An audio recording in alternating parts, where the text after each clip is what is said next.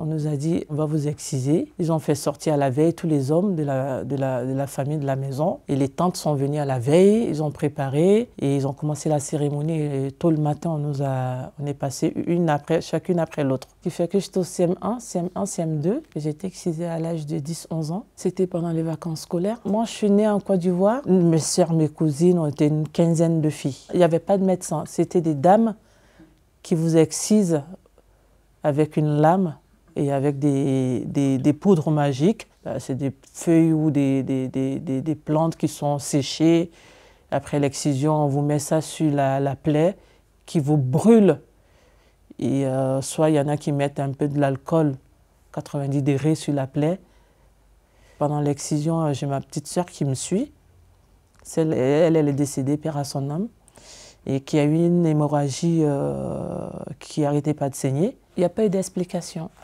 En Côte d'Ivoire, je vous explique, officiellement, c'est interdit. Il n'y a que le nord de la Côte d'Ivoire et l'ouest qui pratiquent cette excision. Mais le sud et le centre ne pratiquent pas. Dans la culture mandingue, si je peux dire, une jeune fille qui n'est pas excisée, elle est impure. C'est les hommes qui mettent la pression aux femmes de le faire pour pouvoir avoir plusieurs épouses, pour maîtriser ses épouses. C'est de famille en famille, de génération en génération.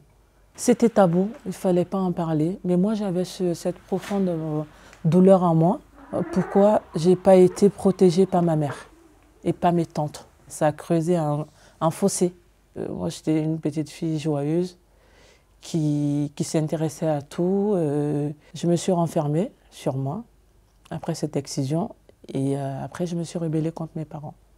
À 10-11 ans, on est une petite fille, on est innocente, on veut jouer avec ses amis, on n'a pas besoin que quelqu'un rentre dans notre intimité. Au moment où on se découvre et, si je peux me permettre, nous violer quoi, dans notre droit de femme, de petite fille. Je me dis peut-être que l'excision, ça a été une porte qui m'a ouvert les yeux. Si je n'avais pas été excisée ou j'avais été excisée plus tôt, je ne me serais pas rebellée. Parce que moi, j'ai refusé 4 mariages forcés. Chaque cousin qui venait se présenter, moi, je refusais. Et donc, après, je me suis enfuie. C'est ma tante qui m'a aidée. J'ai une tante ici. Et je suis arrivée en France à l'âge de 17 ans. Comment avez-vous ensuite découvert le programme de l'hôpital de Montreuil? Avez-vous souhaité tout de suite vous lancer dans une opération de reconstruction? Quand on commence à découvrir son corps, ce qui fait qu'on se pose des questions. Est-ce qu'on a une solution ou on va rester comme ça? J'ai commencé la première démarche en 2018, mais je ne suis pas allée au bout. Il faut être prêt physiquement et mentalement, parce que c'est remuer une plaie qui s'est cicatrisée. J'ai découvert l'équipe de Dr Abramovic en 2020, quand j'ai accouché, lors de ma consultation de ma dernière grossesse. Et en 2021, j'étais prête pour faire l'intervention. Et attends, c'est où le groupe de parole? Salle du conseil. Une des plus jeunes, mais il y en a une très jeune qu'on a eue il y a 1 mois, qui avait 7 ans, Aïssata. Et en fait, elle était infibulée, elle n'arrivait plus à faire pipi. Ça veut dire que la vulve était fermée. Donc sa maman me l'a amenée. Vous avez fondé l'association Réparons l'excision qui accompagne les femmes victimes de mutilations sexuelles. À quoi fait-on référence lorsqu'il s'agit de ces pratiques? L'excision, c'est le terme un peu générique, global, utilisé. Il y a différents types de mutilations sexuelles. Le type 1, qui est l'ablation du gland et du prépuce clitoridien. Le type 2, qui est l'ablation du clitoris et des lèvres. Le type 3, c'est quand il y a une fermeture en plus de la vulve. Le type 1 et 2, c'est des excisions qui se font, enfin, des mutilations qui se font en Afrique de l'Ouest beaucoup. Et la migration en France, c'est surtout l'Afrique de l'Ouest. Donc c'est celle qu'on voit le plus en France. Mais le type 3, c'est Éthiopie, Somalie, Afrique de l'Est. Et ces migrations vont plus vers la Suisse et la Suède. Elles sont énormes, les conséquences. Il y a les conséquences immédiates avec les douleurs, parce qu'on coupe un organe à vif, les saignements, parce que le clitoris est vascularisé. Il peut y avoir des blessures des organes à vif voisinants. Il peut y avoir après des complications locales à long terme avec des cicatrisations pathologiques. Et il peut y avoir des infections urinaires, rénales, des infections génitales, une stérilité. La petite sœur de madame est décédée d'une hémorragie sur l'excision, c'est-à-dire que quand l'exciseuse coupe, il y a des vaisseaux. Et quand on n'est pas dans un bloc opératoire et qu'on saigne, il y a un risque de saignement massif, surtout chez des bébés qui n'ont pas une masse sanguine énorme.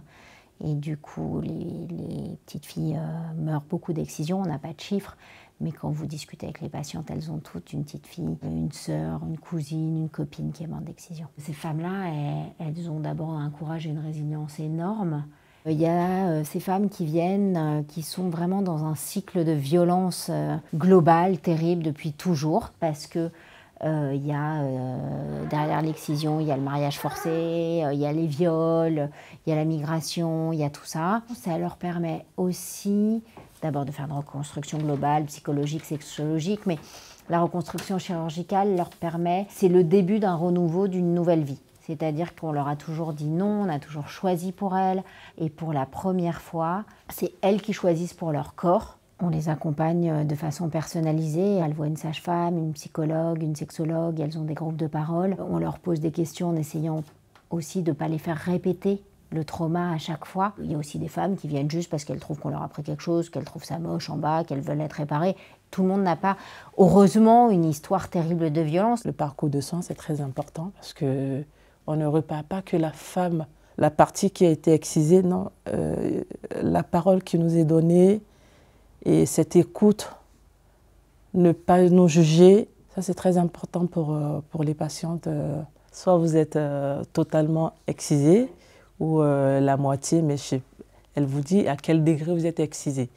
Et ensuite elle vous dit voilà, l'excision, je vais vous réparer, mais il y a tel parcours derrière, il faut vraiment que ça ne soit pas que l'intervention, mais derrière il y a un suivi.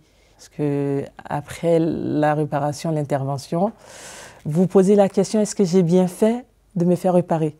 Parce que non seulement c'est douloureux, et quand vous regardez, c'est pas ce que vous recherchez. Et la cicatrisation, ça prend un peu de temps. Moi, je me rappelle très bien que j'ai fait 2 fois les urgences ici. L'intimité de la femme, c'est compliqué. L'anatomie, ça gonfle, le temps que ça se dégonfle. J'ai mal, je ne suis pas bien. Est-ce que je pourrais avoir des rapports normaux après? Est-ce que je serai une femme comme ce que je souhaitais avant? Mais toute l'équipe est à l'écoute. Aujourd'hui, je suis aide-soignante. Je travaille dans le SAMU social. Je suis réconciliée avec mon corps et je pense que j'ai pardonné à ma mère. Parce que ça, c'était compliqué, un fardeau pour moi. Ma mère, c'était un tabou, le sexe. J'ai été mutilée, je me suis posé tellement de questions. Il faut que je prépare ma fille. Elle a pas connu cette violence. Mais il faut qu'elle connaisse aussi le parcours des femmes de d'autres cultures que la culture européenne qu'elle a connue, elle. Quand on est partis tous en Côte d'Ivoire ensemble, moi j'avais peur pour mes filles parce que je me dis, par vengeance, il ne faudrait pas que quelqu'un enlève ma fille. Et là, il l'a fait exciser. Donc, j'étais sur les qui-vive. Donc, je les avais laissés chez leur papa, dans la famille paternelle. Une fois, ma fille m'a dit, mais maman, pourquoi je ne peux pas dormir avec Natou, sa grand-mère maternelle? J'ai dit, non, c'est un peu compliqué. Et donc, c'est à partir de là que j'ai commencé à expliquer. J'ai dit, Aïcha, moi, je suis passée par là. Je sais ce que c'est. Il faut que je vous protège au maximum. Voilà.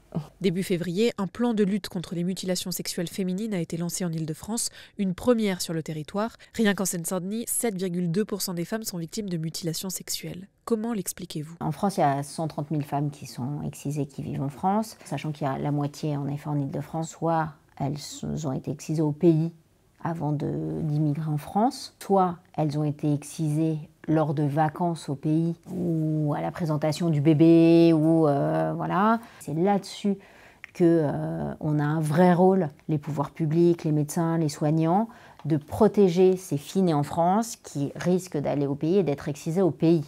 Ça, c'est catastrophique. En fait, il y a un manque de prévention terrible quand ça arrive. Et après, il y a les femmes qui ont une trentaine d'années, qui ont été à l'époque excisées sur le territoire français, mais quand il y avait des excisées sur le territoire français, il y en avait peu, elles ont été emprisonnées, il n'y en a plus. C'est une tradition néfaste, c'est une mutilation, c'est une barbarie, c'est pas de la coutume en fait. Toutes les communautés ont des coutumes bonnes et mauvaises. Il faut arrêter en fait, on ne peut pas sous couvert de peur de colonialisme ou de peur de blesser les gens sur leurs traditions et leurs coutumes, laisser passer des mutilations que sont l'excision. comme l'excision. Enfin, c'est pas possible, comme le mariage forcé, enfin, ça n'existe pas. Et on pourra jamais dire ah bah oui, mais ça nous regarde pas. Non, si, ça nous regarde. C'est une barbarie faite sur des enfants sans leur consentement. Non, c'est plus une coutume. L'idée du plan francilien, c'est que ce soit un plan national après.